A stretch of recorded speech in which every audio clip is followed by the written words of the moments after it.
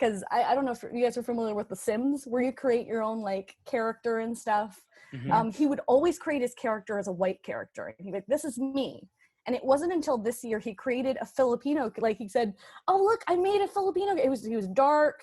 Yeah, he said like, it's me. And I cried because it's so hard for me to get that across to him. You know what I mean?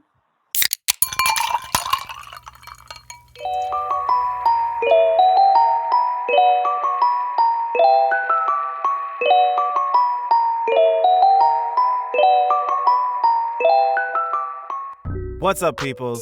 It's your bartenders, Mr. Z. And your boy, Omega.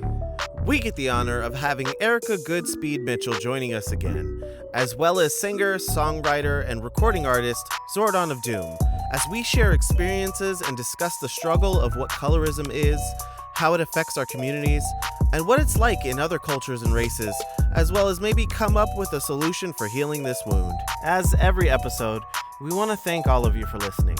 We truly appreciate you listening to our hearts and minds on varied and difficult topics.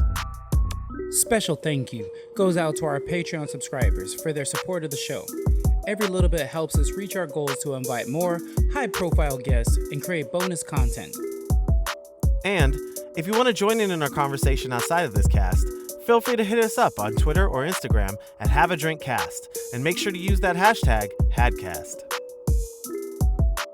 Remember, this is always a conversation. If you don't agree, you want to voice your opinions, or even suggest a topic for an episode, feel free to join our Discord as well. The link will be in the description. And please, if you like what we're doing here, share us with your friends, your family, your neighbors, or hell, even slide the link into the chat of your Zoom class. Teachers love those shameless plugs. Your referrals mean a lot, as that's how we gain more listeners. Thank you again. And get prepared to sit, think, and have a drink. Welcome to Have a Drink Podcast. Enjoy the episode. We said peace.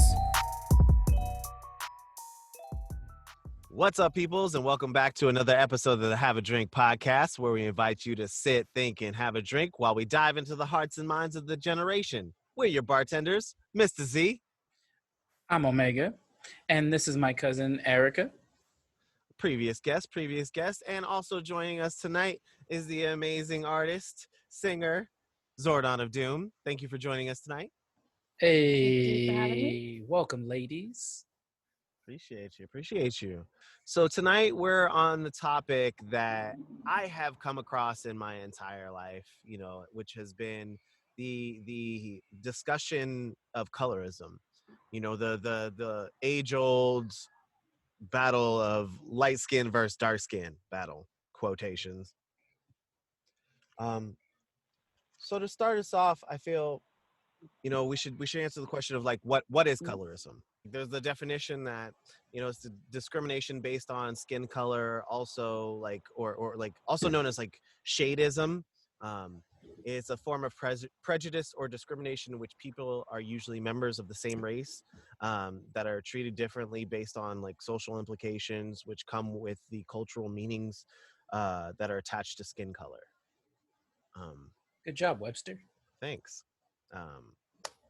And like in a more basic term, it's the battle of the shades within a race. It's the stereotypes that we generate. It's the quote shade that we throw at each other. About the different things about us. There's always that joke about like, oh, that's always light skins. They always overly sexual, or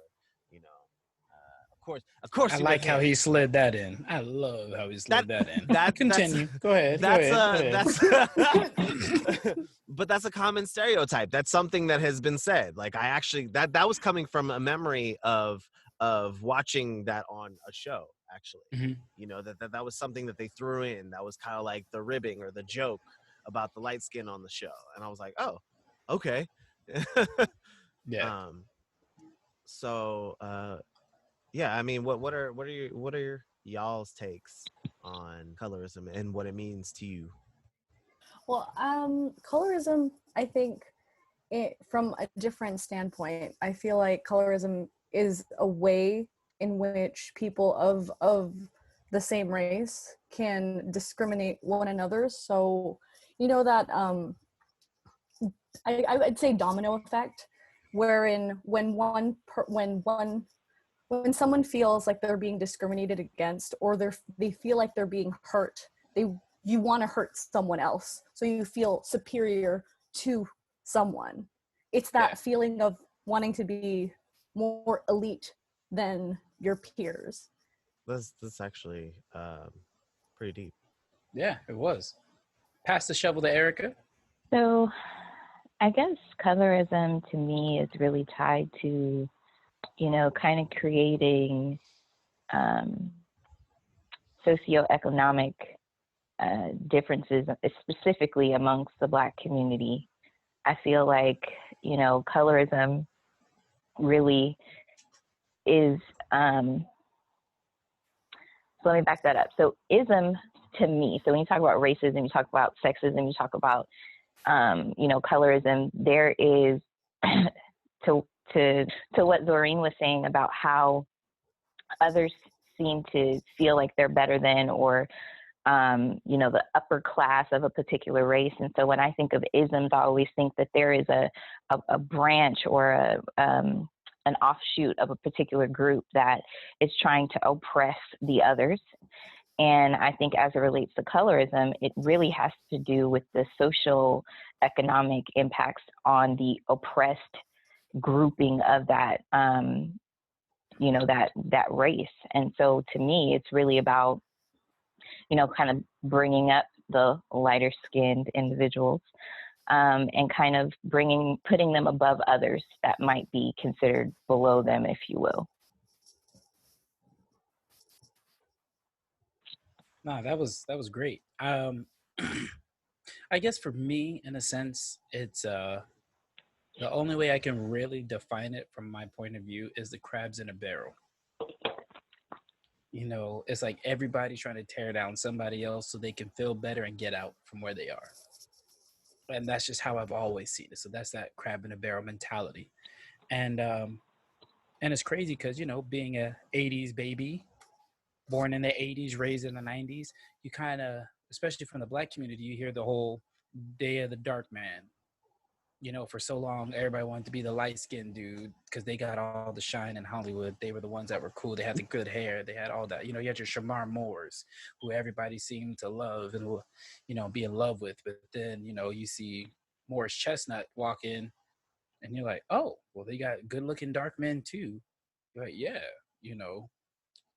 And it's always just been that one or the other. They couldn't just be beautiful or handsome Black men. They had to be either the light skin or the dark skin, but and that does something, especially as a young man, because I realized that I was really affected by colorism to where I started to hate myself, and I wanted to look like somebody else. But I'll dive into that later in the conversation. But yeah. Okay. So thank you for sharing that. Nah, that's what we're here for. So speaking of, is this something that is an issue in your community or culture, would you guys say? 100%. So it's not just Black people. We kind of talked about it a little bit earlier off camera, is that I think we all can say, we all agree that it's pretty much everywhere. Mm-hmm. Pretty much everywhere in some way, shape, or form. Right. I feel like I said before we started filming, it feels like this conversation might be a two-parter because, it might be good to get even a wider spectrum, just knowing that it affects other cultures. What is it like for other cultures? Because as Black people, we understand what it's like within ours. We have Zoran who's Filipino, and like in that culture, in the Asian culture, there's another there's like that same level of colorism that happens, and it's wide throughout the like each individual culture, subculture within that frame. Zor, I kind of want to start off with you. What is what is something that you faced in your community, in your culture? Well, it was so ingrained in me growing up that lighter meant you were better. Like that was pretty. And that was something that I got from my dad. He would constantly encourage me to use papaya soap. And I tried to figure out why. And then I went to college in the Philippines for nursing, and I noticed that everywhere you look, there are whitening products.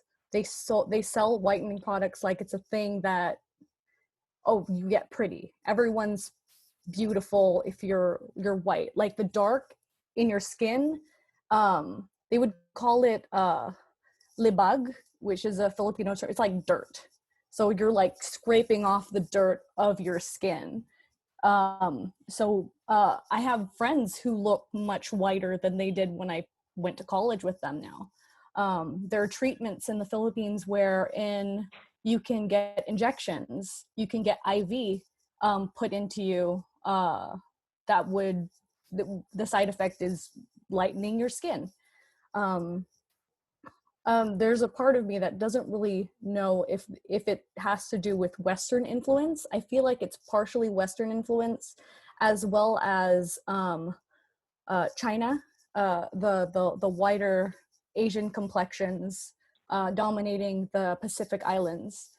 But yeah, it's been ingrained in me, and it wasn't until much, like maybe in the past 10 years, that I realized that it was an issue.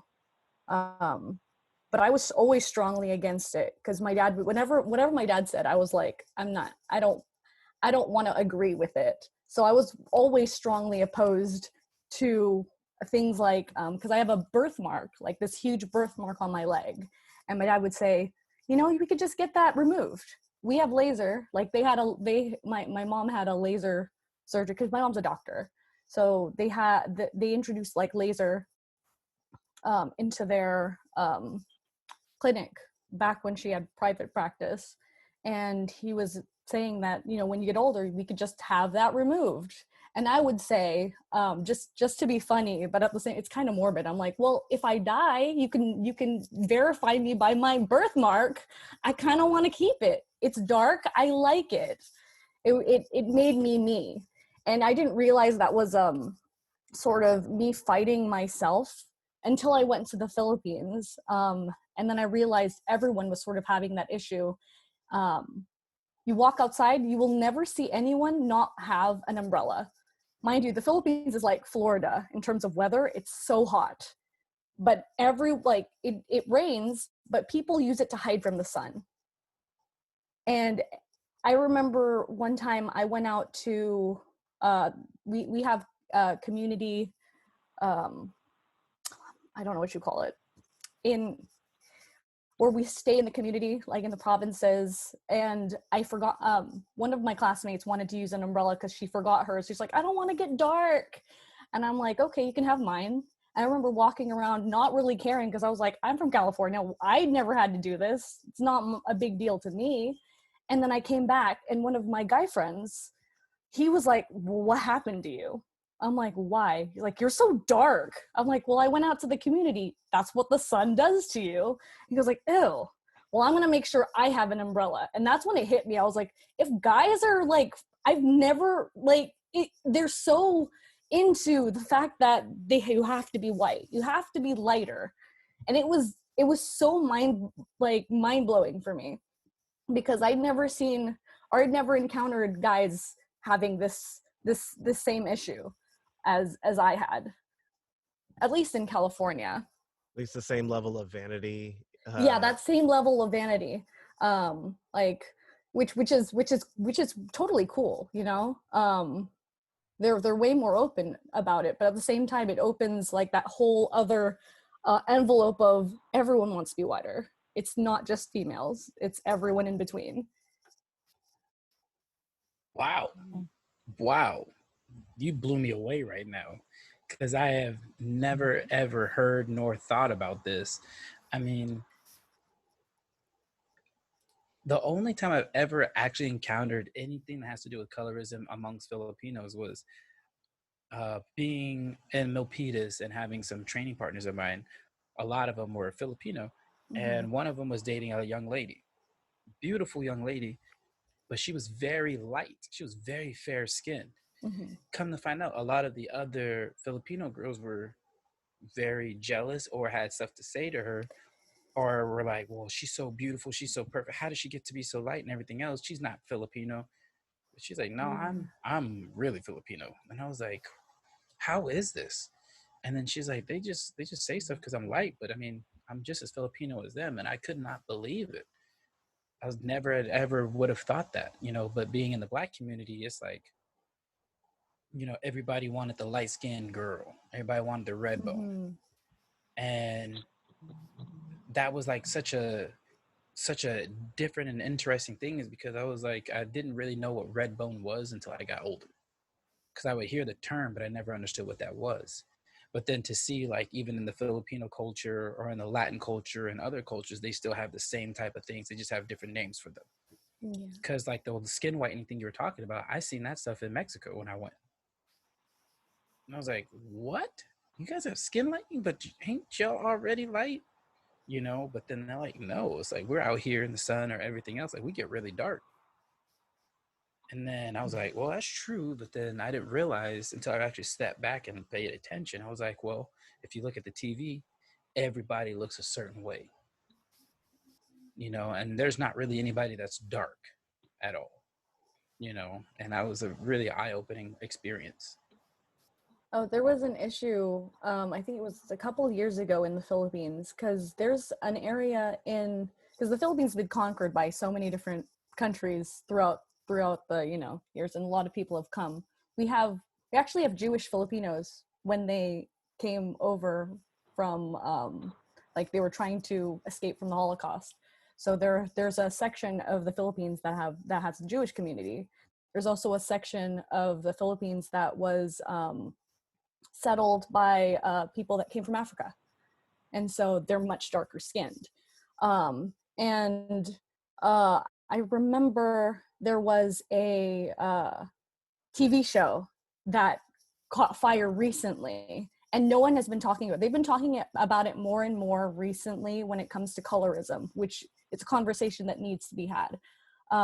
Wherein they casted this Filipino, but she was fair skinned, and then they darkened her skin. Instead of casting a person from that region. And there were other actors who were from that region, but they weren't casted because they weren't popular. And that went viral. And that started a whole conversation. And this happened like 2 years ago. And this was in the Philippines. And I'm like, oh, they're having the same sort of issues. And they're actually talking about it, because they've been pretty silent and complacent about it for the most part. But to see that there are people who think the same, like Filipinos who think the same way and think that it's actually a problem, is something that I'm kind of happy about. Like, it sucks, but at the same time, I'm happy there's a conversation, even though it's like tiny. Oh man, every conversation starts tiny, but then it picks up.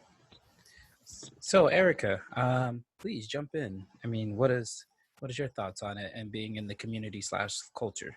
Like, how have you faced colorism? How have you faced that issue? First of all, I just want to say I'm shocked by everything that she just said, like mind blown. So I'm still trying to process with all the gems she just dropped. But I think for me, it started when I first heard the saying, white, so you gotta be right. Oh. And when you think about what that means, it starts in our community very early, where white people and light people who look white or can pass as white are more right than we are, right? They have been, kind of put up on a pedestal. And for us, at least for me, when you look back in our history, a lot of our lighter skinned folks, are kids of slaves who were impregnated by their masters. And they didn't quite belong to the white folks, but they didn't quite belong to the black folks. So they made them house Negroes and house slaves. And they started treating them better. Not quite as good as a white person, but better than the average black person. And so when you think about colorism in the black community, it started way back then. And our minds have been set and tailored and structured from the very beginning to assume that white folks and light folks are better than brown and dark-skinned folks. And that continues in how people choose their partners. Oh, I want a light-skinned girl. To Anthony's point, she's got better hair. She's got lighter eyes. And it just becomes this thing where, you know, oh, I want little, you know, lighter kids because they have better features and they have smaller noses and their lips are smaller. And you think about, you know, how we're choosing our partners. And basically from the very infancy of the Black community, we've been taught to hate ourselves. We've been taught that if you're a lighter, you are better than your counterparts. They have created the foundation for us to be divisive amongst ourselves. And we continue to perpetuate that even in 2020. I mean, we're still having this conversation, and you look at people like Little Kim, who doesn't look anything like herself. She was a beautiful, dark-skinned woman. And now she's light. She changed her natural features. She doesn't look anything like herself because her and Foxy Brown, the pioneers of female rappers, were given such a hard time in the 90s about their natural look. She had to lighten her skin and change herself to assimilate to white people because she felt like she would be more accepted. And they were bad. So, I mean, yes. My God. Well, you said it, not fine. me. Go ahead. Speak on it, sister. Speak on it. And so I'm saying, like, colorism is just like, it's a beast. We could talk about how it's impacting all these communities all night long. All you need to do is turn on the TV and see, you know, how it's impacting our communities. But the other thing I want to say is now look at how the tides have changed. Look at all the people tanning. Look at all the people laying out on the beach. Look at all the people changing their features to look like dark-skinned Black women. Look at all the people who want to wear darker makeup. The tides have changed. And so what does that mean? Can colorism be the opposite?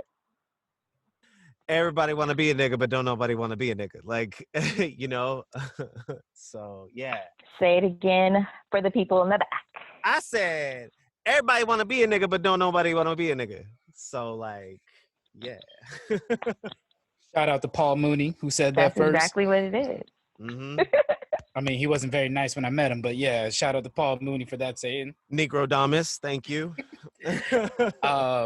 Man, first of all, cousin, you just spit bars right now. Bars. Big time. And you were saying what all of us were thinking. And the crazy thing is like, it is so deeply ingrained in us, a lot of us don't realize it. And then social media and our surroundings solidify it and drive it home so much more, and it's sad. And it's like for me, for instance, it's crazy. I just told my eldest sister this the other day when I invited her to come and do this.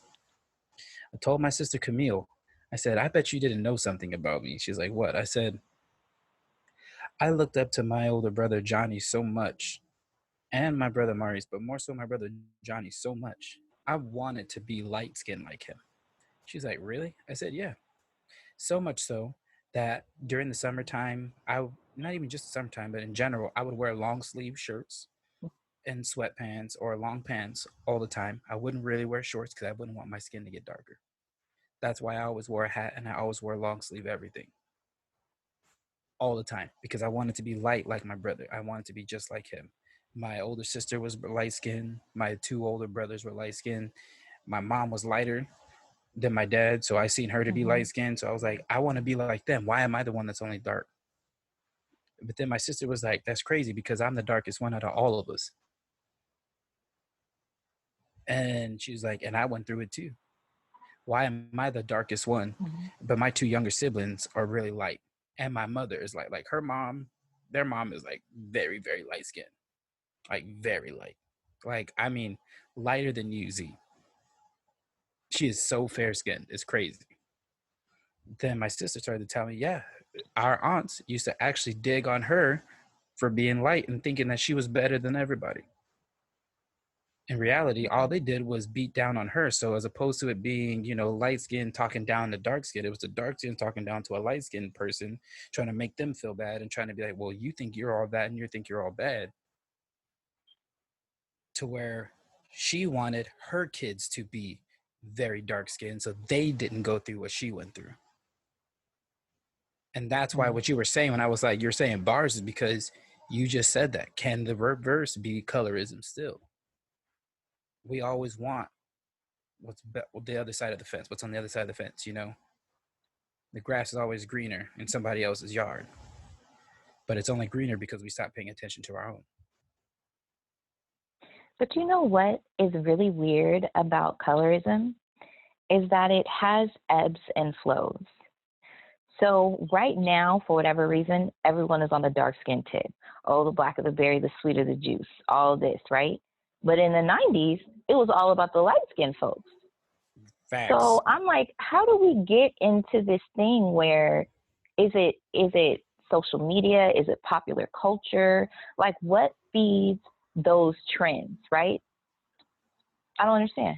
You know, it's interesting that you brought that up because it made me think of something. Like, even with my own experience, we got a chance to meet Kid from Kid and Play. And I told him, I even told him in a moment, like after we met, I was like, hey, I just had to say, brother, you the original light skin. Like, I looked up to you growing up, but it was like the representation that I saw as like somebody who was nerdy, like charming, like, and then can turn around and be suave and cool, like all at the same time. Like, it's weird. It was Duncan cool. Penderhughes from Class Act, Duncan Penderhughes. Right? Like getting it in there. And like, you know, I said that to him, but then I was thinking about it too. Like, I wonder how he even took it. Because for me, in my experience with colorism, it wasn't everybody wanted to be light skinned, you know? For me, I was always getting ragged on because I was light skinned. You're like, oh, you just that way because you light skinned. I'm like, oh, okay. Or they're like, oh, see, the light skin just comes in and then just takes the person away. Like, I'm like, what are you talking about? Like, I wasn't even trying, like, I wasn't doing anything. You know, like, it was this experience of I had a disconnect to it because I didn't see shades. No, like, you know what?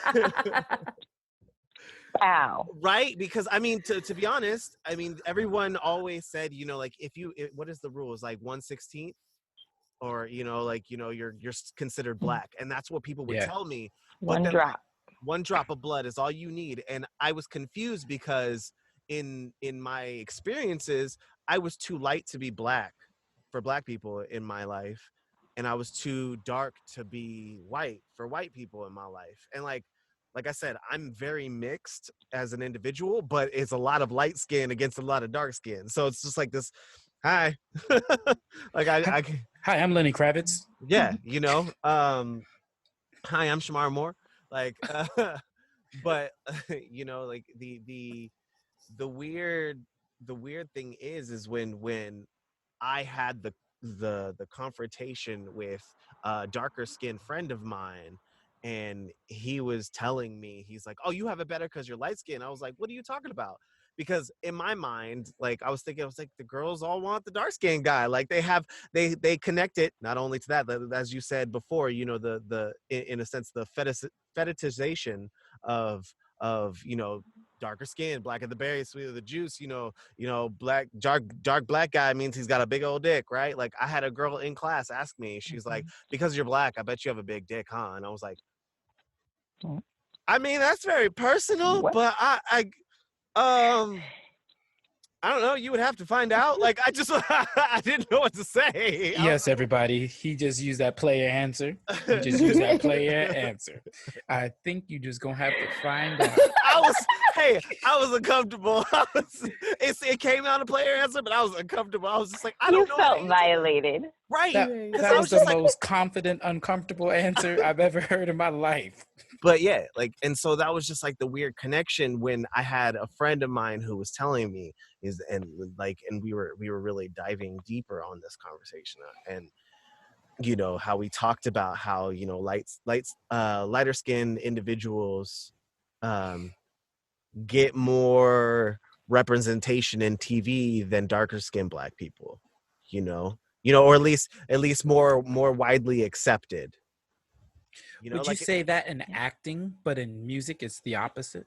Yes, absolutely. Because I mean think Drake and sports. Yeah, he always gets that. He gets that. He gets all that smoke. Well, and I think for music, depending on what you're talking about, I think that music, your ability to perform and how successful you were was based on how much soul you had.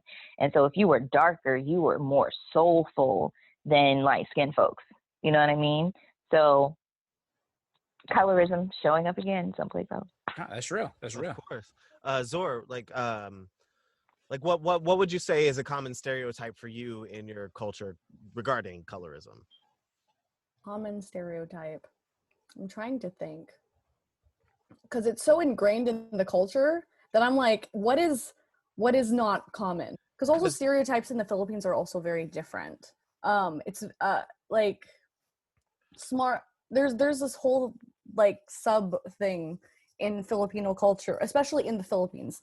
Not here for Filipino Americans, but in the Philippines, if you're smart, people will bully you. Like, you get bullied into pretending to be not as smart as you actually are, because it looks like you're standing above other people. So the more you stand out, sometimes it's worse or better for you. There's like this huge ebb and flow of you don't know, and it's there was a whole thing with Pinoy pride or Filipino pride, wherein in the Philippines, if you're a good singer or good performer, actor, whatever, comedian, no one will care because everyone can do it. But the moment you become popular in America or outside of the Philippines, all of a sudden you go back to the Philippines, you're a hero. It doesn't matter how big you were, like how no one will recognize you in the Philippines.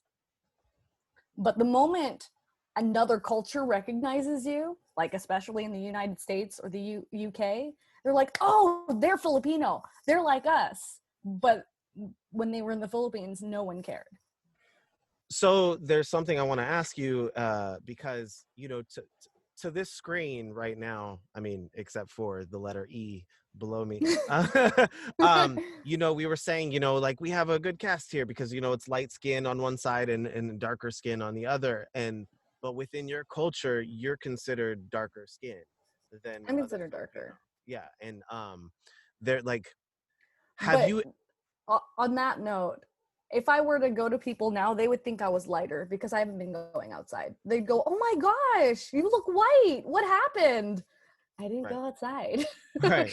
Oh, actually, thank you, Zor. You reminded me of something because, you said it earlier of like you during the summer would wear sweaters and everything. Like, I remember when I was really, really small, I would do this thing. I don't know where I heard it. Like, if you're out in the sun, you tan. If you're inside and in the shade, you get lighter.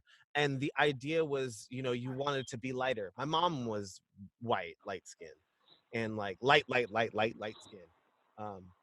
She was Arab, Egyptian, Chinese, and so she was very fair skin.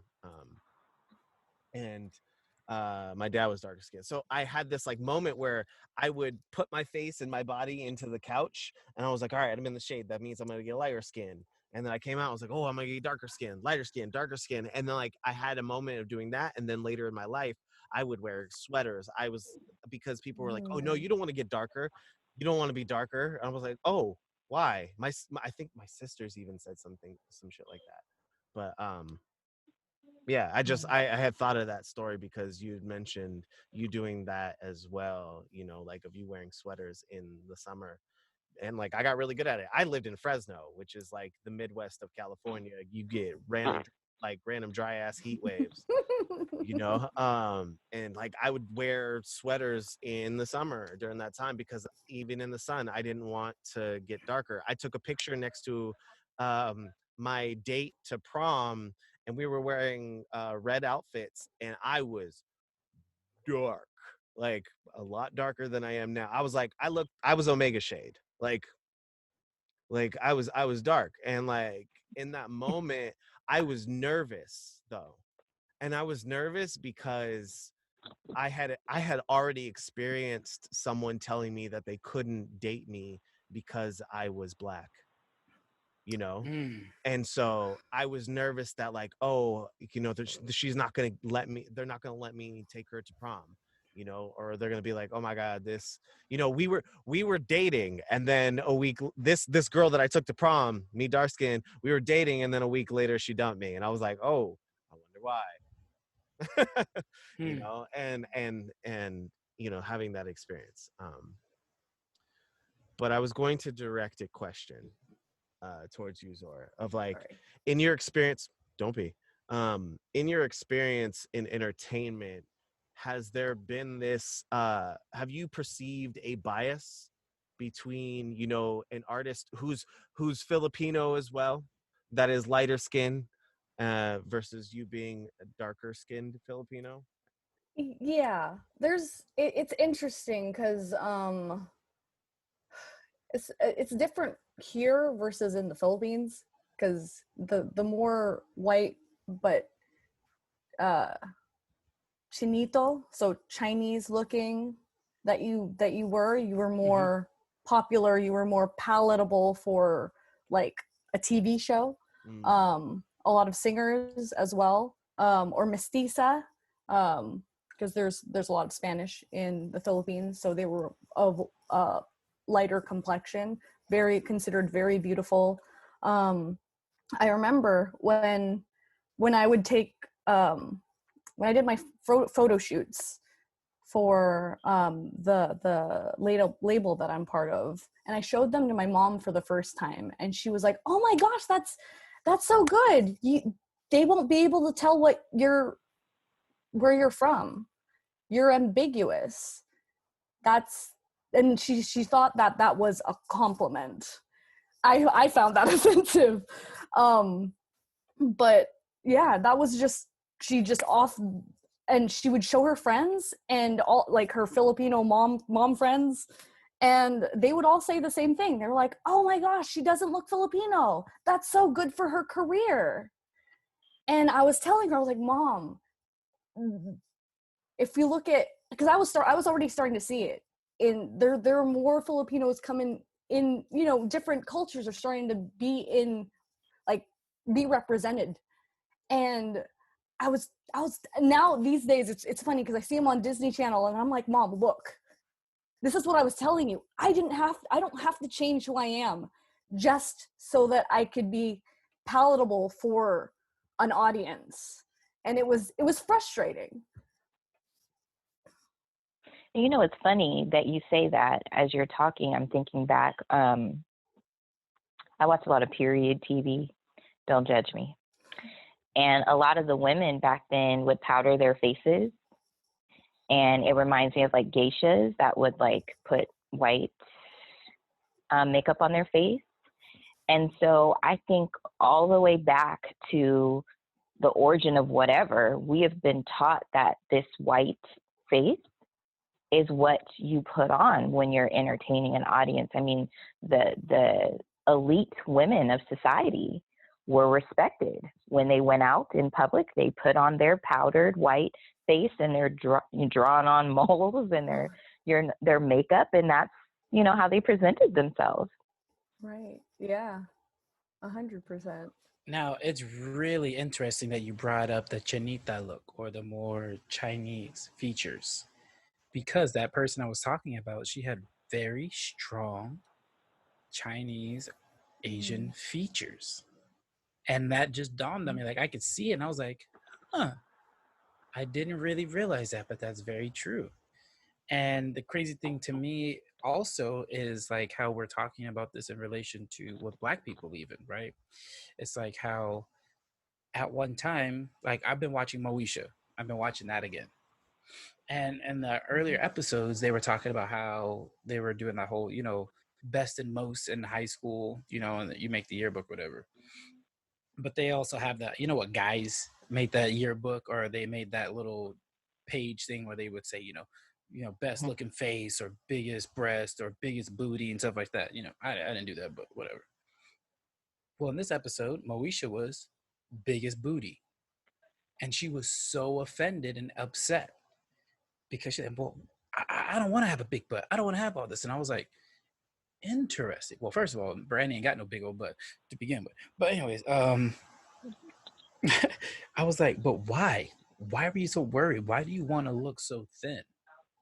Why do you want to look almost not Black? That was the culture. But you are Black. And that really tripped me out. And it's like me watching it now, and I'm like, that was being ingrained in us at a young age. And that was only 2000. That was 20 years ago. That's what threw me off even more. I was like, I thought it was early in the 90s. That actually reminds me of the conversation that we had the other day. Like, I called you because I had this revelation. I was today years old when I had realized it, well, probably not today years old. Literally, it's my birthday. Hi, everybody listening at home. Thank you for joining me on my birthday cast. I didn't even say that in the beginning, but whatever. I was waiting for you to drop that in. Yeah. See, not that important. But when we were talking the other day, it had hit me, the moment when in the Fresh Prince of Bel-Air, like I was thinking about when they're bringing the Fresh Prince back, and I was like, man, I really love the Fresh Prince. And I was like, who I loved? The original Aunt Viv. And it bothered me after realizing what I realized when they had changed Aunt Viv and she was lighter skinned. I had a moment of thinking, because this was just like, it was naturally in thought for me, because I saw it when they changed Aunt Viv from a darker skinned Black woman to a lighter skinned Black woman. And even people on the show made comments about it and stuff. You're like, looking. But I just assumed after watching that show, I was like, oh, I guess darker skinned women just become lighter skinned at some point. Literally my thought process that was just ingrained in me after watching the Fresh Prince, but that was because of how they did that and like the transition of it. I was like, whoa. And like it hit me the other day while I was talking to like right before I called and I was like, you know what? This is kind of upsetting to me that I even thought or felt that. And I was like, damn, like how powerful media is of representation and like, and normalization of different societal norms, the way we consume it. When we're seeing, the lighter skinned guy being the heartthrob or the lead role or whatever, of course, and then as society starts changing, then they start sexualizing and fetishizing, the darker skinned Black people, and putting that into society and into the eyes. I feel like it's this giant pendulum swing, I'm kind of curious, like how do you guys find yourself continuing the colorism stereotypes within your life? Because I know that like it happens subconsciously, like you said earlier, Zori. Like you kind of have to think about it. Like if there are stereotypes because of how normal it becomes within the society. Do you find yourself ever being, like ever perpetuating those stereotypes? I did unconsciously until I learned about what I was doing, until it was brought to light, until somebody was like, not even directly towards me, but just I was listening to a conversation and they're talking about this colorism. They're talking about how why is it that black people are always talking down about light-skinned black people or vice versa? And I was like, that's a good question. Like, I never realized that. And then I noticed, like, I'm over there making light-skinned jokes to my cousin, right? Like my little light bright cousin, and I'm like, he is a black man. And who I'm talking to. See, I didn't have to say this name. Yeah. She already knew who I was talking about, right? Like, we have cousins that are fair skinned with bright light eyes, green eyes. And it's just like everybody is like goo goo gaga over them. And then you got us, and we're like, oh, this is them. Okay. But as I got older, I became more confident within myself, and I started to love my melanin that I'm in. I really started to love it and enjoy it and be proud of it. And that's because I separated myself from those people that had that mindset. And it's weird to say that I separated myself from my own family to an extent and was more me. I was around more multicultural people where I was now the darker skinned person, where I was the black guy. And I was proud of being the black guy because why? I love being black. This is my superpower. And it's everything in me. I love it. I don't want to be light skinned. I want to be who I am. I want to be the skin that I am, that I'm in. That's what I want to be. And if that means I'm going to get darker, so be it. If I happen to get lighter, it's a little bit late. But hey, so be it. I am proud of who I am. And it just takes that time. So as I've gotten older, I've embraced myself and I've started to turn away from the colorism. Like, I don't find the light skin jokes really fun anymore. I started to see them on memes, like the lion, right? Where they have that one lion, like how light skinned niggas be, and they got him hitting it. Ooh. And I'm like, it's not funny. While the light skinned dude is over there dying laughing. I'm like, it's not funny, Shit was funny to me. Or, it's like everybody's talking about Drake and how he's all bright and light. I'm like, who cares? That's a black dude. That's a black man. Chris Brown is a black man. I don't care if they're light skinned. I appreciate who they are and what they're able to do.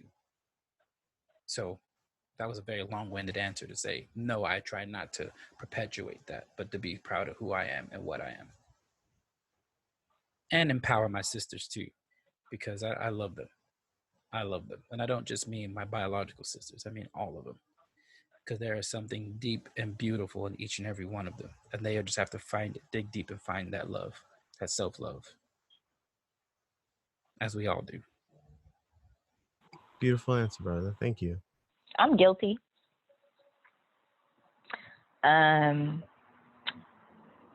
I will say that mine largely is around when it comes to romantic relationships, because I have experienced the light skin mentality. So not to say that all light skinned men are the same, but there's a certain air about light skinned men that is different. And I can say this because my ex-husband, who I was with for almost 10 years, was dark skinned. The man I spent almost 10 years with after was light skinned. And my perceptions of what light skinned men were, he was every bit of it. So I will say that it won't stop me from dating light skinned men, but there are some stereotypes that have been confirmed for me. So as I work on that, to not hold all light-skinned men in the light that, I personally experienced, it's rough. Because as I talk to my sisters and other people, they feel similarly about light-skinned men. So then it starts me thinking that maybe that's not genuinely who they are, but they've been influenced by what they've been told for so many years that light-skinned men are light, so you got to be right, and maybe they are programmed to be that way. I don't know. But I will say that is where I'm most guilty when it comes to participating in the colorism bad habits. We'll call them bad habits. So can you, if you feel comfortable at all, can you give us some of the stereotypes that you felt like were being perpetuated, if not by that one gentleman, but some of the ones that you have heard that you felt that you and your sisters have talked about, in a sense, just to not put any blame on one person or too much on you, but just. Yeah, so I think there is a perception that a lot of light-skinned men are very pretty, and they feel very pretty, and they act as if they know that they're pretty. And so they carry themselves in a way that is very, like, it's a couple ticks above confidence, and they toy with arrogance on a regular basis. And I think that it is very much rooted in how they look, not necessarily who they are, right? So I can say that based on my experience with light-skinned men, they kind of have a like, look, I know I'm the bomb, I'm this. You are blessed to have all of this, kind of attitude. And I can say that there have been quite a few women who agree that that was their experience with light-skinned men. Do you think light-skinned women do the same thing or have the same attitudes? Because they perpetuate that in media for light-skinned women. Yes. I would say that I can't say because I don't date women, but I will say one area that I feel light-skinned women, so I think the one area that light-skinned women, their thing, their arrogance is tied around their hair. That for A, for B, my hair is better than your hair. My hair grows longer than your hair. My hair is the bomb kind of hair.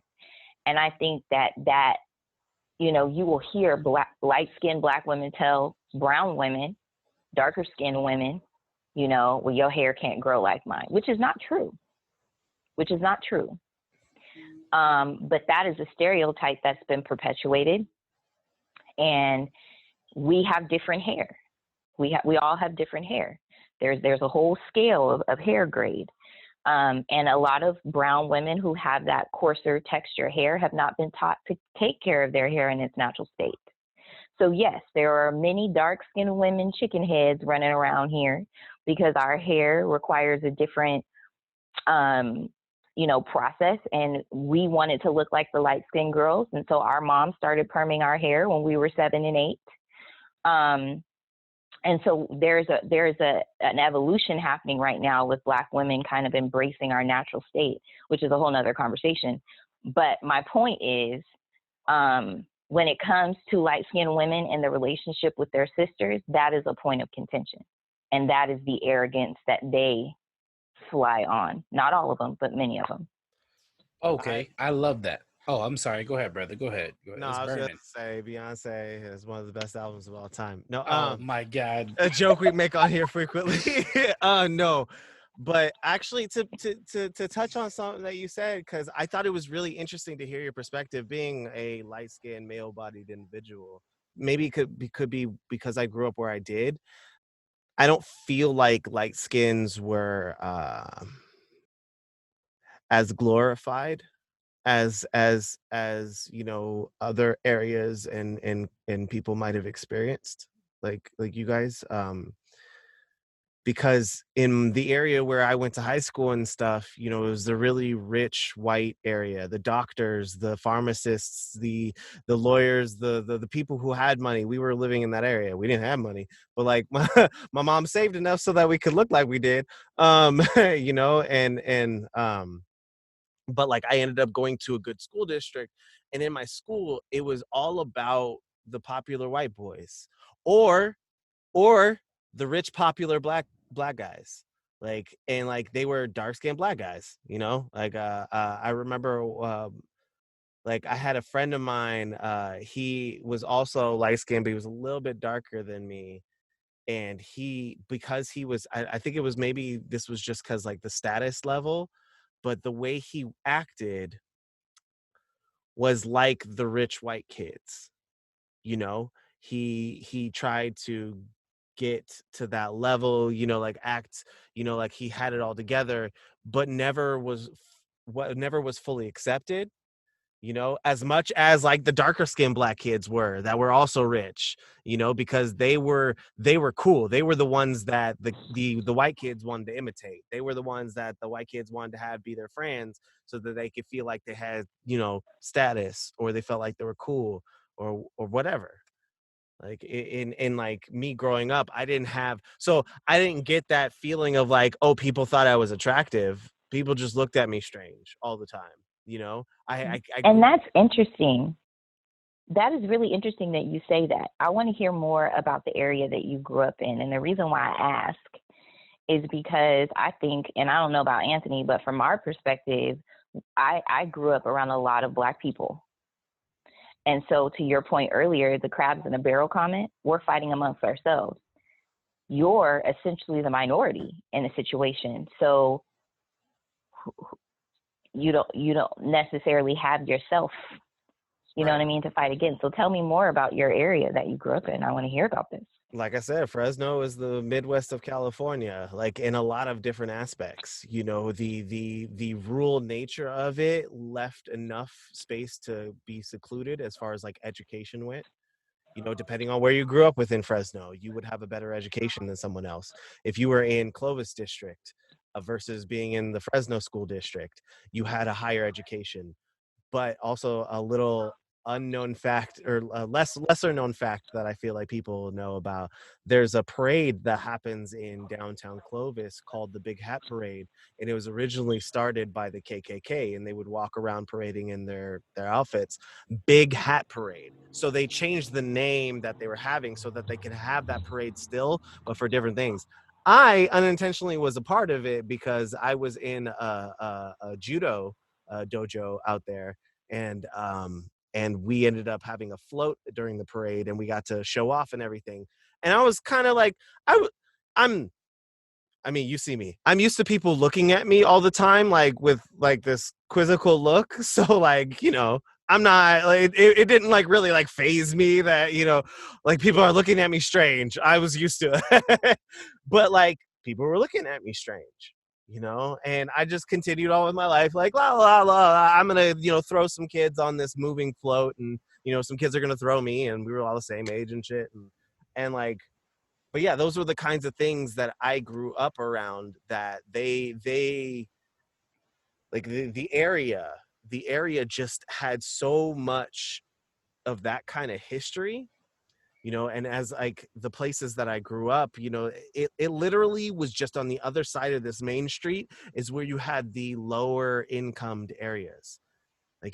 And I had friends over in that area. Like we were all literally at the same income level, but like I said, my mom saved enough to get us into a place where, you know, it was, you know, around the rich people, around the rich white people.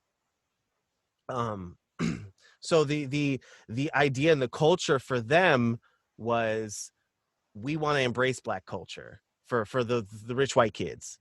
We want to embrace Black culture as our own, and we want to take it the They appropriate. want to colonize it.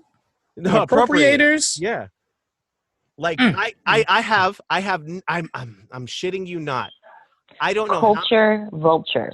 Yes. They took all of our culture and adapted it for their own gain. I don't know how many people for every single leadership election, you know, president, vice president, secretary, treasurer, that whole rally commissioner, that whole thing. How many people, white people, rapped, and how many of those people won those elections for the school because they thought that was cool. And the day I actually ran for an office, I ran for rally commissioner. It's funny because like now my job is like party starting, but like I ran for rally commissioner. And do you know how many people, when I stood up there, I grabbed the microphone, they were like, rap, rap, rap, rap. No, like not knowing that I am not a rapper, like not even close, couldn't freestyle if it was trying to, I mean, like said a hip hop, a hip beat to the hip hop, and you don't stop. You know, like I had no verses on deck ready to throw and spit. Like, but they wanted me to come up with something about myself. They thought I was putting it together because literally every person did that. And if you were a black person that was running for an office, you were expected to do something like that. You were expected to be somebody that did some shit like that. I was always the person that beatboxed for all the rappers in the school, but those were like my black friends. Those were the black rappers who I ended up bringing on to be able to do rallies with me and to like showcase and things like that, you know? But yeah, no, I didn't go out there and rap at all. I went out there and I freestyled my speech, but in the sense of like, I didn't write anything down. I like had a blank sheet of paper with some dots. I kind of wrote one word on the first dot and I was like, well, this ain't gonna help. And I kind of threw it and I was like, all right, let me just do what I'm gonna do. And hopefully if you vote for me, the shit will be fun. And I went with that. But yeah, it was just like this weird air and expectation that came with being out there. So when like it was in backwards thought, like there was a lot more skinheads. There are a lot more Hell's Angels, you know, different chapters that are a little bit more racially discriminative than others, you know, or preferential, I should say that, racially preferential than others, you know, then you know, like you have all these different layers that just exist out there. And it's So would you say that, because what you're describing sounds like almost like tokenism, you know, the token black guy. Yes. So would we be able to say that tokenism and colorism are related? Absolutely. Because you were essentially feeling the opposite, right? Yep. Because Wow. I was the minority, but I also wasn't dark enough for them to consider, you know, oh, that's the token black guy that can be part of their group. It was just like, oh, he's just here. Like, don't mind him. So wow, that's crazy. Yeah, all the girls in school, they either wanted the super dark guys or the white guys, like the rich guys. And like even the black girls. You know, like I had one black girl ask me that, though. It was really weird. Like that was the girl who asked me about the big dick question. Like she came up to me in the middle of class. I was just like, what in the what? So yeah. That's crazy. That is really, really crazy.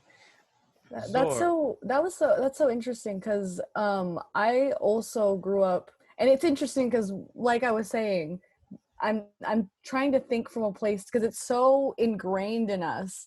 And I was trying to figure out, I was like, I can say all of these things about my experience when I went to the Philippines because it was so drastically different. And then I was trying to think of like, as a Filipino American, how is it here? And how is it different here? And I came to this conclusion that we Filipinos and families, because we're immigrants, they came here, and the thing about Filipinos is they try to assimilate, and it's like they erase their culture so they can fit in with whatever is around them. Wow.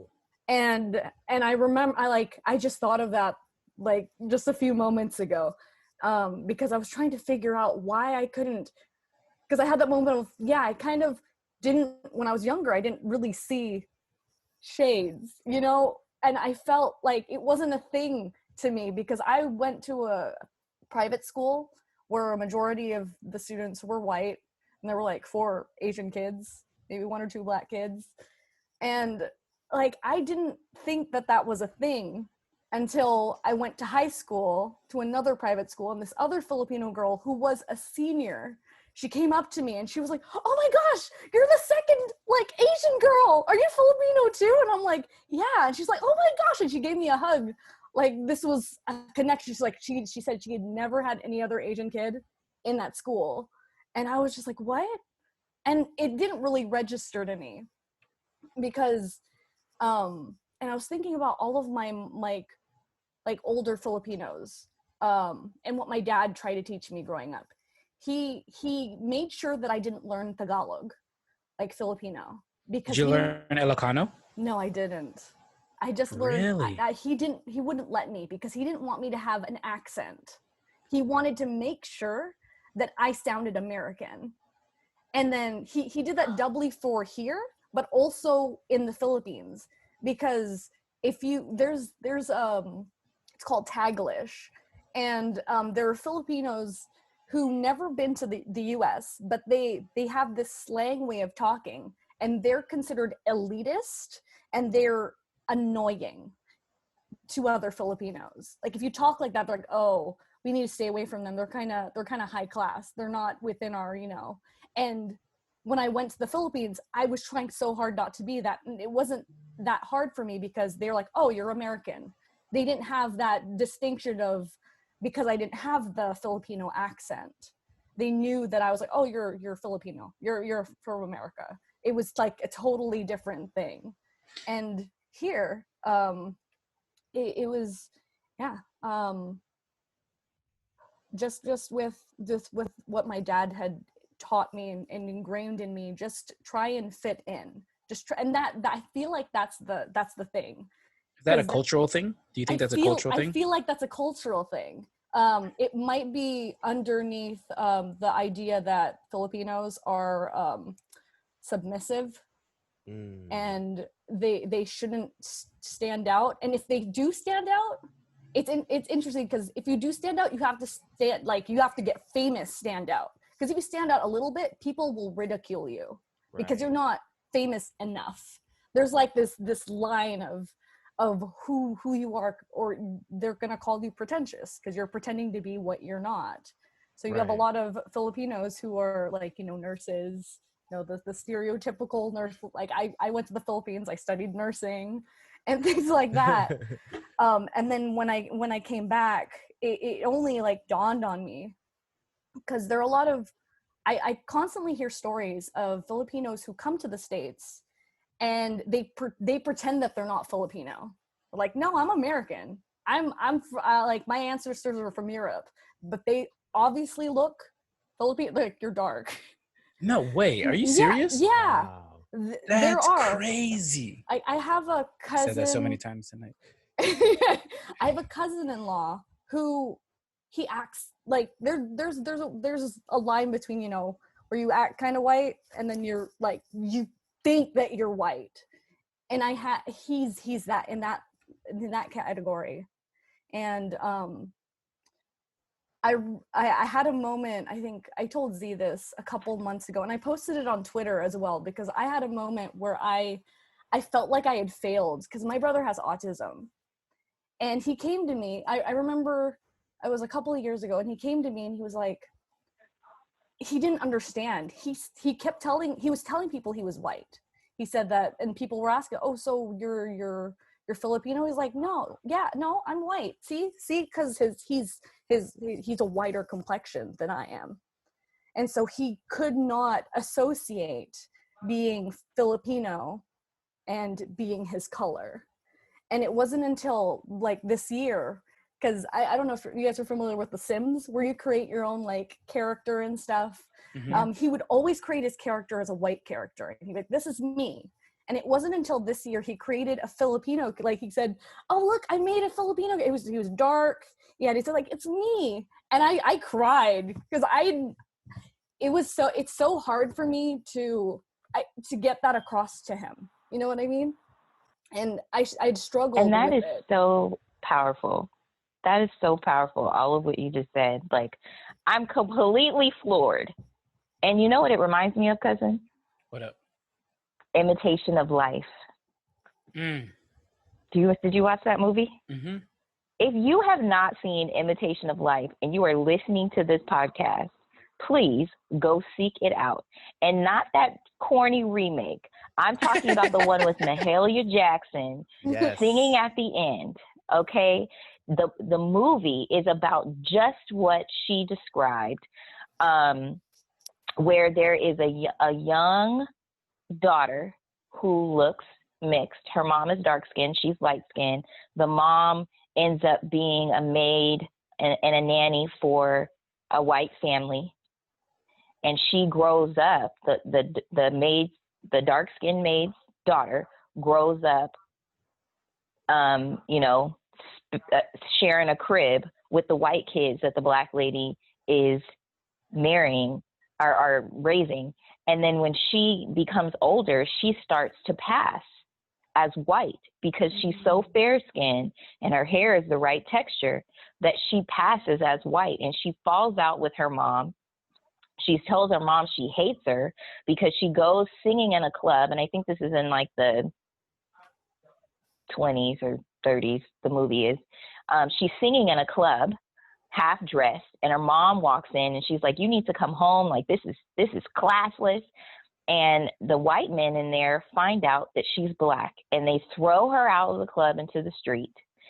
And she tells her mom, I hate you. I hope you die. I never want to see you again. And then she basically disowns her mother for many, many years. And then her mom dies.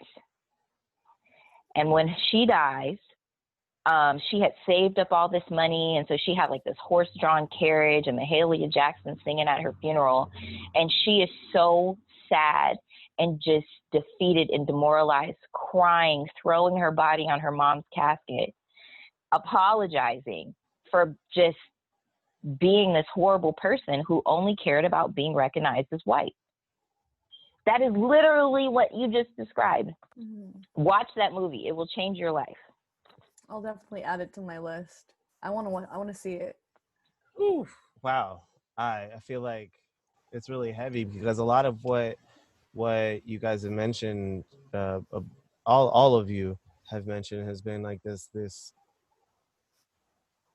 like we've experienced this level of colorism within our communities and these stereotypes put on us, you know, little by little, either those in our family or ourselves are trying to avoid being treated differently within our families, within our circle of friends, within even within, you know, each other. Like I know there are times where I feel like code switching is that desire to avoid being treated differently in your communities, because I sound like it's this weird thing of like, I have a friend of mine who hates being told that they sound white, you know, but he sounds like I do, and I consider myself sounding white, you know, because the Black people in my life don't speak with the same inflections, and it made me feel different.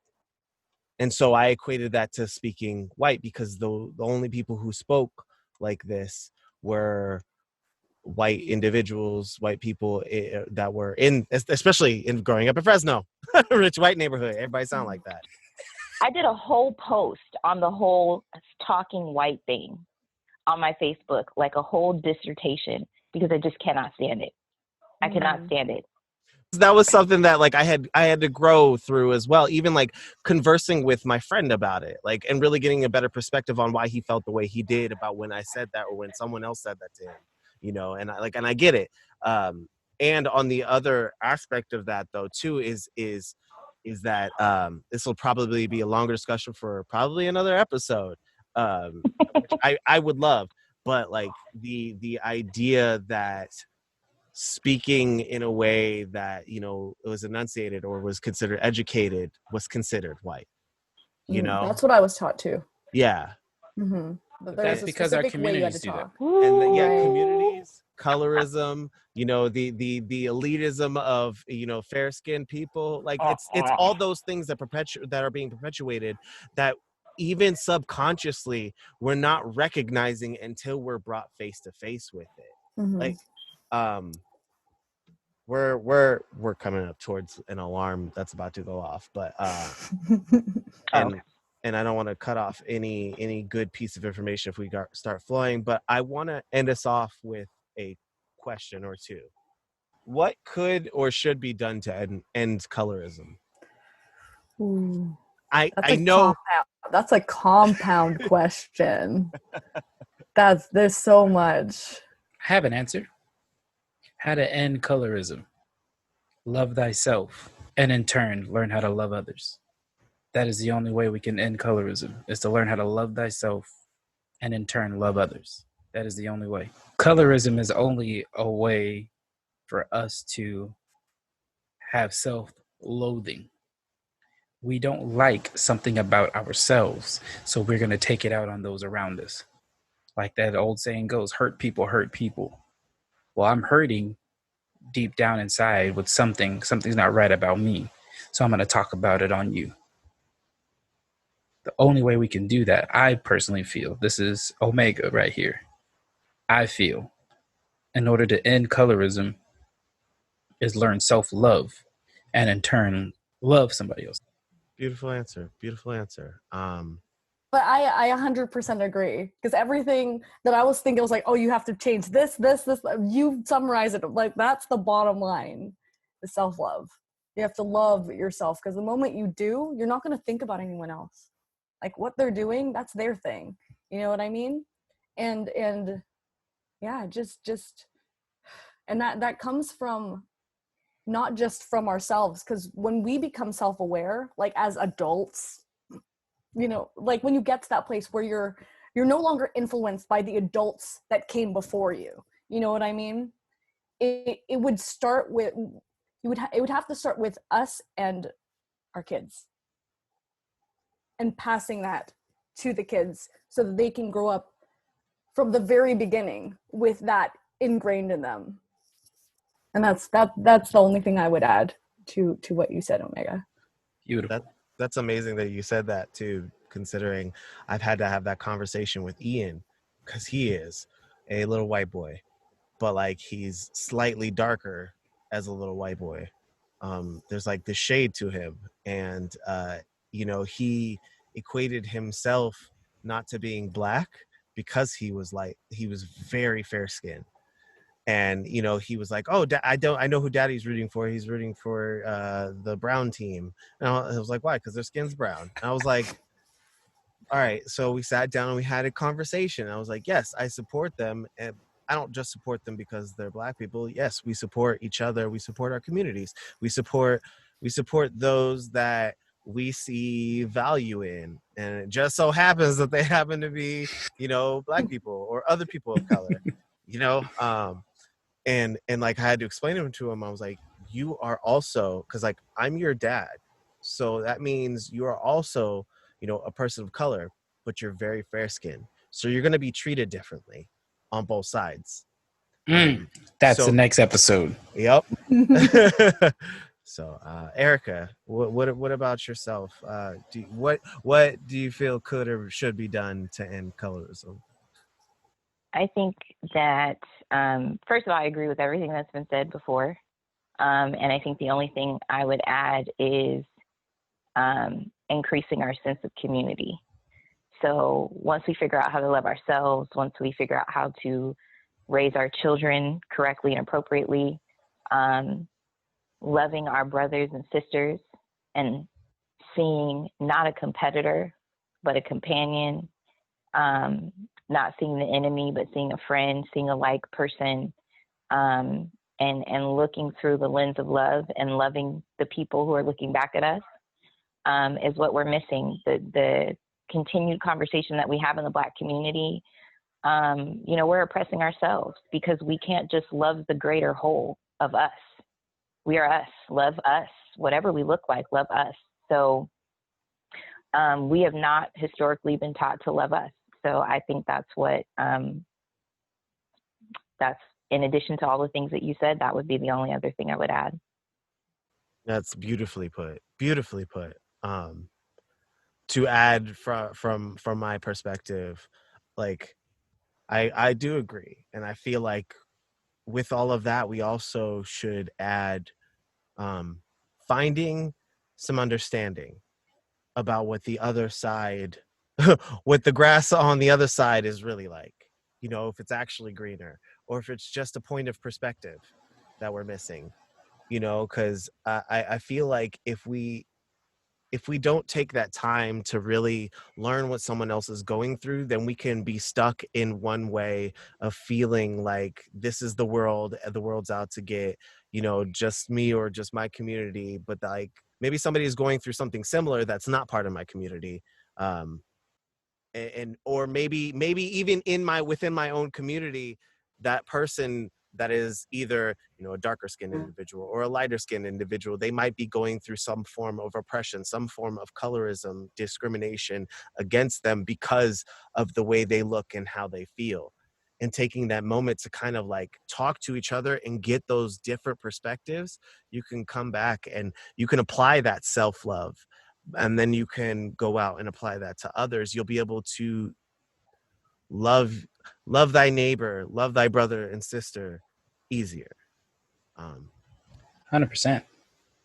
And I kind of it as we were in that last little round of questioning, it sparked the question, but I don't want it to be a question for our Discord. I actually want to challenge our listeners at home, and I want to challenge our Discord. I want you to find someone who has it could be within your family. I feel like could start a good conversation, could be within your circle of friends, could be within your community, but somebody who you feel safe enough to have a conversation with and really pick their brain on what their experience is like for them. Not like, you know, what is the experience of, you know, being a Black person in this community? Like, no, like if you see someone that is different, like a different shade of your culture than you, if you see someone that has different features that aren't attributed to your culture, you know, somebody who has vitiligo, somebody who's autistic, you know, or high functioning autistic, and you want to really know what life is like, what someone's experience is like, so that you can get a better understanding, I challenge you to do that. Just to have a conversation, just to be another human being and connect with someone in that space of understanding, and to talk to listen, and listen to really understand and not to just respond. Yeah. That's a great idea. I 100% agree with that. And this whole time I've been thinking, I was like, I think this is a great conversation for our Discord, this question. But I actually want to put it on my social media and just, I've been doing this a lot more lately too, is putting stuff out there just to see conversations start. I don't even engage in the conversation. I just let other people talk. Now, if they start to argue or say something crazy, then I kind of moderate. But, yep, exactly. But I mean, just that last question, how do we end colorism? Because eventually somebody's going to ask that one question. What's colorism? Exactly. Isn't that racism? And then that's how you know there's a lot of people who don't know what it is. They're not knowledgeable about it.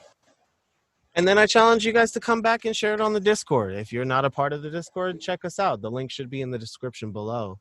I would love to hear the answers on like how you feel, you know, what you feel could also be added to this conversation of how we could end colorism and better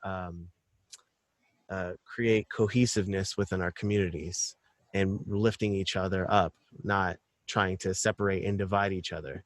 I mean, the oldest strategy in the book is divide and conquer. And when we start dividing, I feel like that should be a telltale sign right there that somebody's trying to conquer us, you know, when others are being divisive about us and helping us continue that divisiveness. Also, if you guys want to continue in this conversation outside of here, you can hit us up on Twitter or Instagram at Have a Drink Cast, and make sure to use the hashtag HADcast. And before we go, what he will not be cutting out is, let's give it up for my brother. Today is officially his birthday, and we want to give him all the love and flowers that he does deserve. And I do want you to know it has been and will continue to be an absolute pleasure to be a partner with you.